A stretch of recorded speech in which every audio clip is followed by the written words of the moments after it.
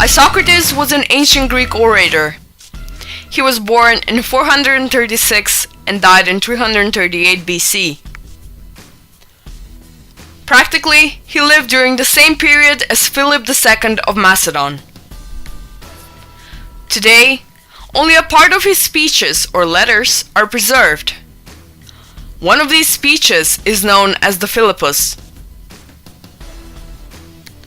In this speech, a letter, Isocrates sends an appeal to Philip II of Macedon to lead the Greeks in a military action against Persia. This speech was created in 346 BC, not long after the military successes of Philip II of Macedon over the Greeks.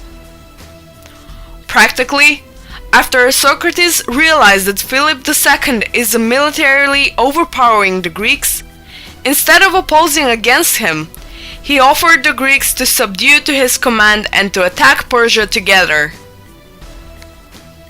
In this speech, Isocrates undoubtedly treats the Macedonians and the Greeks as two separate nations.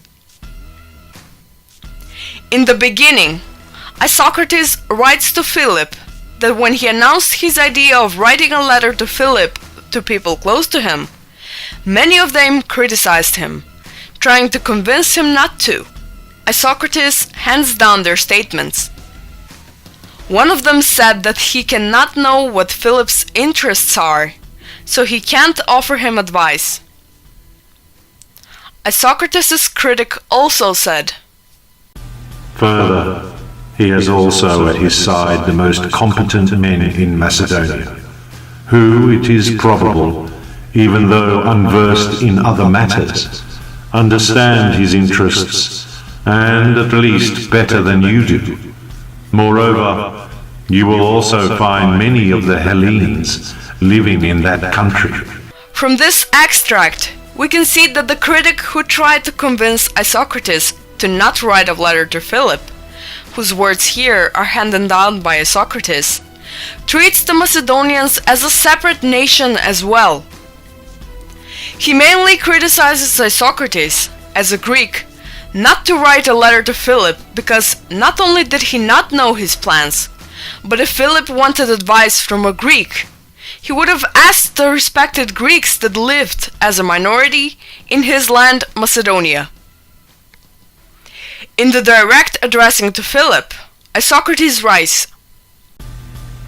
"I say that you ought to be the benefactor of the Hellenes, the king of Macedonia, and the ruler over as many barbarians as possible.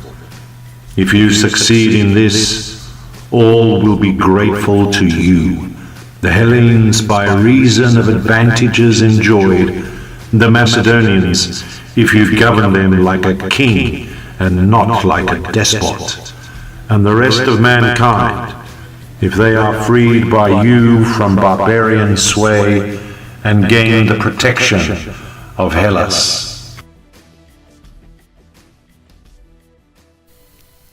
We believe that no further comment is needed for this strong separation of the Macedonians and the Hellenes. From all this, it is clear that Isocrates, as one of the elder ancient Greek authors, clearly believed that the Macedonians were a nation different to the Greeks.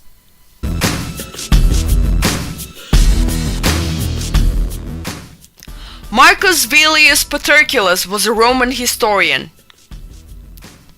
He was born in a wealthy family in Campania around the year 19 BC.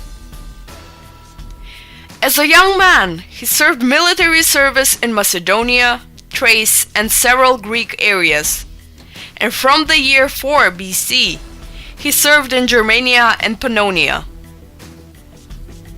He was promoted to praetor, but after that, he was accused of conspiracy and sentenced to death. He was executed in the year 31 AD. His historical work, titled Review of the Roman History, consists of 2 books, which describe the period since the raid on Troy to the years 29 to 30 AD. In the first book, passage 6, Marcus Velleius Paterculus quotes the elder Roman historian Aemilius Sura, who mentions the Macedonians as a separate nation who, at the time, was the most powerful in the world. In the same first book, passage 11, writing about the events after the last Roman-Macedonian War, Marcus Velleius Paterculus mentions the Macedonians and the Greeks, Achaeans, as two separate nations. He mentions the unsuccessful Macedonian rebellion against the Roman reign.